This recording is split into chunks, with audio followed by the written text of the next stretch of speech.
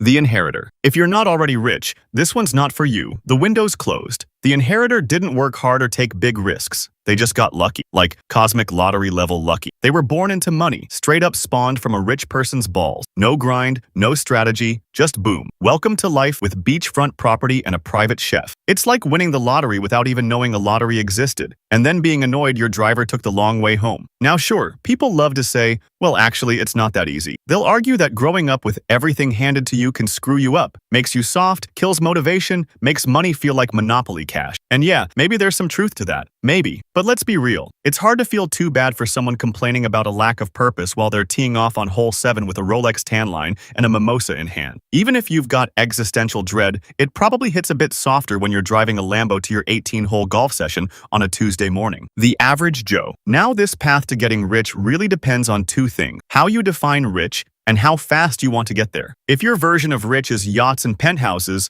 this probably isn't it. But if rich means financial stability, owning a house, and not crying when you check your bank balance, then yeah, this could work. The average Joe plays it safe. He goes to school, follows the rules, maybe stresses over math class more than he should. Then he heads off to college, racks up a student loan or two, maybe does an unpaid internship where he learns how to fix the printer and get coffee. But eventually, he lands his first real job with a salary and benefits, and starts the long climb. Over the next 40 years, Joe chips away at that ladder, promotion by promotion, tax return by tax return. He might not get rich fast, but he gets richer slowly, steadily, safely. And somewhere along the way, he buys a house, maybe gets a 401k, takes a few family vacations to places with all-inclusive buffets, and slowly builds a life that's comfortable, predictable, and secure. By the time he hits 65 and retires, the average American who followed this path has a net worth of around 1.8 million. That's not yacht money, but it's not nothing either. That's enough to live well, sleep soundly, and maybe even spoil the grandkids a little. It's the long game, but it works. Memecoin Millionaire. You're 16. It's late. Like way too late for a school night late. You're in bed, lights off, half asleep, when your phone buzzes with a message from your mate. Bro, buy this coin, now. You squint at the screen, open the link, and see the name. Boner. You laugh. Of course it's called Boner. Every stupid coin has some degenerate name and somehow that makes you trust it more. You think about it for 2 seconds, shrug, and chuck in $100. This same guy got you into Fart Rocket a few weeks back and you actually made lunch money off it, so why not? You press confirm, toss your phone on the charger,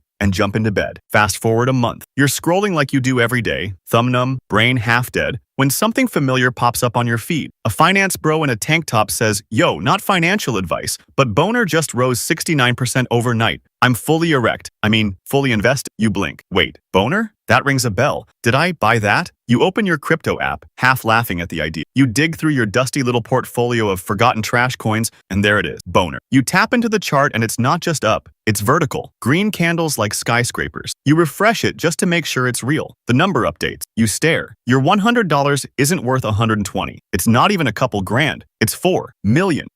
You sit there, slack-jawed, feeling like you just accidentally won the internet. And then it hits you. You are now a multi-millionaire because you YOLO'd into a coin named after a penis. You've peaked. There's no topping this. So naturally, you do what every financially literate teenage crypto genius does when faced with life-changing wealth. You immediately buy an M4. The entrepreneur. You've tried it all. Dropshipping? Failed after 3 months. A clothing brand? Launched it, hyped it, sold 3 hoodies, 2 to your mom. A TikTok growth agency? Didn't even finish the website. But through every flop, every awkward pitch, and every time you checked your bank account and saw 2 digits, you stayed locked in. You just knew something would eventually click. Not out of blind optimism, but because the alternative made your skin crawl. The idea of going to college, racking up student debt, and sitting in the same office chair for 40 years slowly rotting under fluorescent lights? Nah. Not for you. You'd rather starve chasing something real than be fed doing something dead. So you sacrifice stability. You ditch the comfort of a guaranteed paycheck, cut costs wherever you can, and start living on 2-minute noodles and black coffee. You work from a crusty laptop in your bedroom, teaching yourself code from YouTube tutorials and hacking away at random startup ideas until one of them sticks. And finally, it does. You launch an app that lets people communicate with their dog. Whether or not it actually works, debatable. But the marketing slaps, the downloads go up, and a big tech company notices. Suddenly, you've got an offer. 2 million. Just like that. Out of nowhere. After all the late nights, after all the failed side hustles and ramen dinners, you did it. You've made it. You're free. You could chill now. You could take a vacation, maybe buy something dumb and shiny. But you don't. Because the win isn't the money, it's the grind. The OnlyFans Chick. Now this one might be the riskiest play on the list. Because if you fail at OnlyFans, there's no soft landing, no polite fallback. You don't just brush it off and slide quietly into a normal job interview. Nah. If this flops, you've literally posted your naked body on the internet for no money, forever. Like rock bottom kind of stuff. You are the bottom of the barrel, and the barrel is leaking. It's the modern version of putting all your chips on one hand in poker, except the poker table is public and your grandma might see. But let's be real, it's not all doom. There's big upside. The top 1% of creators are printing money. People like Sophie Rain, she reportedly made more last year than any player in the NBA. And that's the NBA. Dunking, sponsorships, primetime games, and she still out-earned them by dropping spicy content from her living room. So yeah, it's risky, but it's also insanely lucrative if you win. Here's the catch though. Making real money on OnlyFans isn't just about looks. It's marketing, branding, constant content creation, fan engagement, paid DMs, emotional manipulation, and somehow still finding time to moisturize. To make more than $20,000 a month, you've got to be in the top 1% of all creators in the world. That's Olympic-level digital hustling. And for the other 99%, they put themselves out there, raw and unfiltered, and the internet just collectively shrugs and goes, nah, we're good. The NPC. The NPC is the silent grinder. No flash, no flex, just pure discipline. You go to school, head down, do what you're told, then call it. Not because you're chasing a dream, but because it's what people do. You graduate, step right into a job, and from there, it's game on. You work every day, sometimes 2 jobs, sometimes 7 days a week. You don't complain, you don't party, you don't chase dopamine or spend money trying to impress people who don't care. You just work, quietly, relentlessly. Your life runs on routine. You never eat out unless it's with a coupon. All your clothes come from Temu or the discount rack at Target. You survive on rice, frozen veggies, and whatever protein was marked down at the end of the aisle. You budget like your life depends on it, because it kind of does. Every dollar has a purpose. Every unnecessary purchase is a betrayal of the mission. You're not trying to live your best life in your 20s, you're trying to buy freedom. And here's the twist. After 15, maybe 20 years of this, you do it. You actually do it. By age 40, you're debt-free, mortgage-free, and your investments quietly spit out enough cash each year to cover your simple, intentional lifestyle. You don't live in a mansion, you don't drive a Tesla, but you don't have a boss either. You live in a small, paid-off home, and your days are yours. You read books, you play video games, you go on long walks without checking the clock. Wait, you're rich? You're 23. You're hot. Like really hot. You've got runway cheekbones, 300K followers, and a skincare routine that costs more than most people's rent. And now, you're engaged to the love of your life. A charming, wise, slightly older gentleman. He's 75. He has stage 4 cancer, and he calls you Angel, even though he forgets your name sometime. When people ask why you're marrying him, you smile sweetly and say, because I love him. Age is just a number, and technically, so is a bank balance. Everyone around you knows exactly what's going on. His friends know, his nurses know, the waiter at your engagement dinner definitely knows,